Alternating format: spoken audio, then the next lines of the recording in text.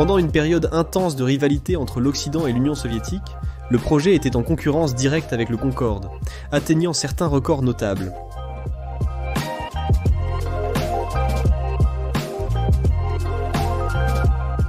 Le Tupolev Tu-144 a été le premier avion de passagers supersonique au monde et le premier à entrer en service, en 1975.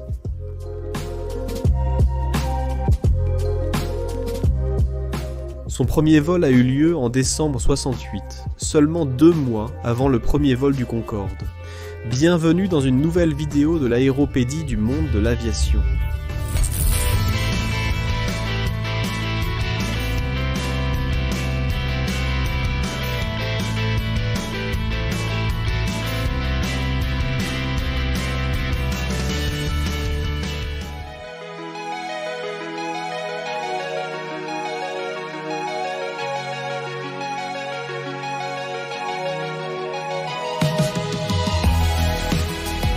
Les travaux de conception du Tu-144 ont commencé dans les années 60 et en 65, il a été présenté sous forme de maquette au salon aéronautique du Bourget à Paris, France, où 6 ans auparavant, la maquette du projet Concorde avait été présentée. Et je sais, les comparaisons sont odieuses, mais il est impossible de raconter cette histoire sans son rival occidental.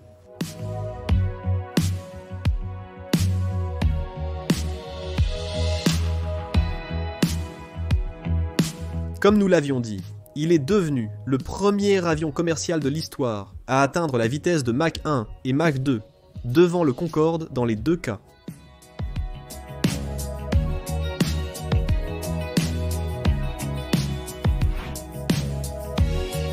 Le premier avion de production en série a volé en avril 1973.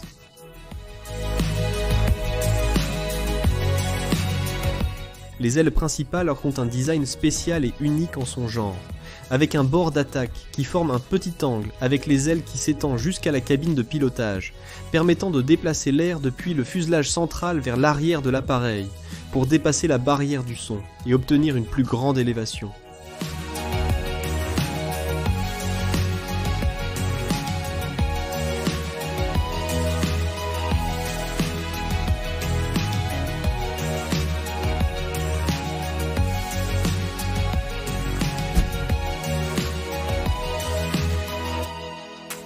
Le premier design de test n'avait pas les gouvernes de profondeur avant de type canard. Dans le premier design, les moteurs étaient installés plus près sous le fuselage central, et le train d'atterrissage était rangé sous les ailes principales de manière similaire à la conception du bombardier Convair B-58 Hustler des États-Unis. Mais les conceptions ultérieures, de production en série, ont installé le nouveau train d'atterrissage sous les moteurs et les ailerons, après plusieurs tests de conception en soufflerie.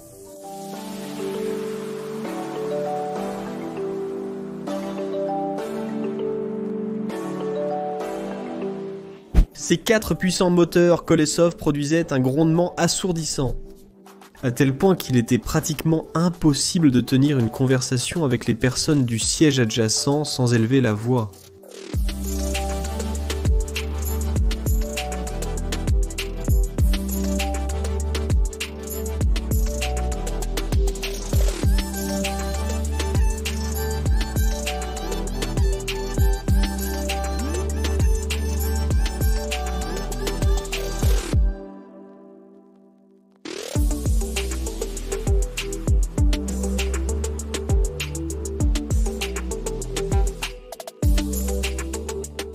Les premiers services de passagers entre Moscou et Almaty, au Kazakhstan, ont commencé le 1er novembre 1977.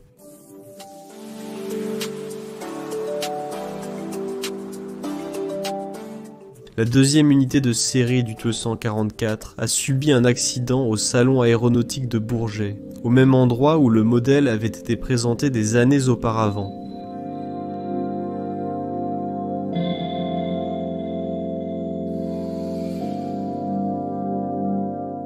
Le service de fret Aeroflot a de nouveau commencé le 23 juin 1979 en utilisant la nouvelle variante de production en série Tu-144D avec de nouveaux moteurs qui lui donnaient une plus grande autonomie de vol et portée.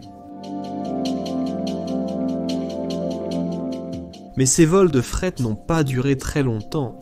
Le Konkorsky, comme il a commencé à être connu en Occident, n'était pas rentable du point de vue de la consommation de carburant, ce qui a limité sa route à relier Moscou et le Kazakhstan. Aeroflot a continué à exploiter le Tu-144D après la fin du service officiel avec quelques vols irréguliers dans les années 80.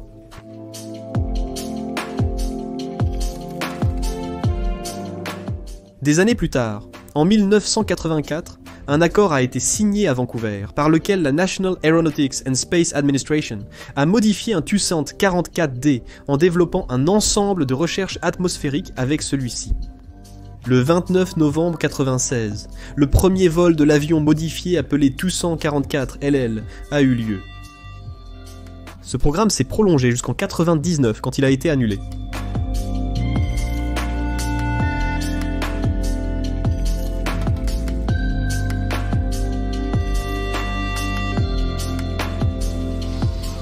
En raison de ses coûts élevés de production et de développement, et de sa spécialisation, de grandes quantités de cet avion n'ont pas été construites. On pense qu'environ 17 unités ont été construites.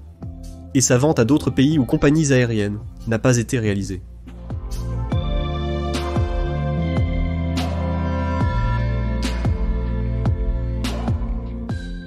De plus, comme il ne pouvait pas voler sans escale de l'Europe à l'Amérique, ses vols étaient limités au territoire de l'Union soviétique.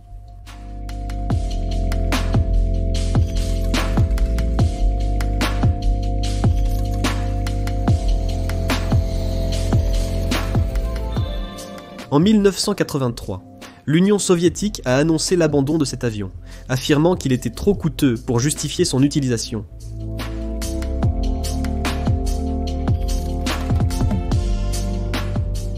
Mais cet avion a été une grande réalisation technologique pour les soviétiques et a aidé à développer d'autres avions comme des bombardiers supersoniques.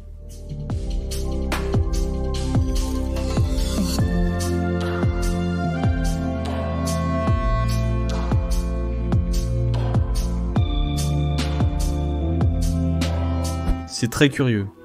Ici j'ai qu'une photo d'un MiG-Wing et un prêt pour le test avec l'aile qui allait porter le Tu-144. Je vous montre cet avion, car je ne l'avais jamais vu avant.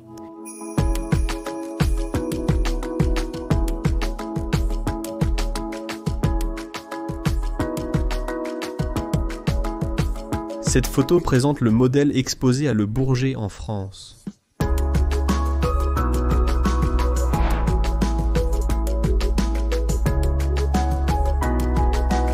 Jusqu'à une nouvelle vidéo de l'Aéropédie du monde de l'aviation.